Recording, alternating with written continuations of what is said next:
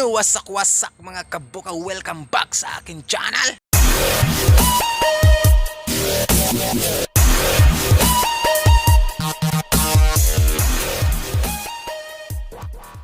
For today's video mga kabuka, andito na naman kami sa trapa ngayon.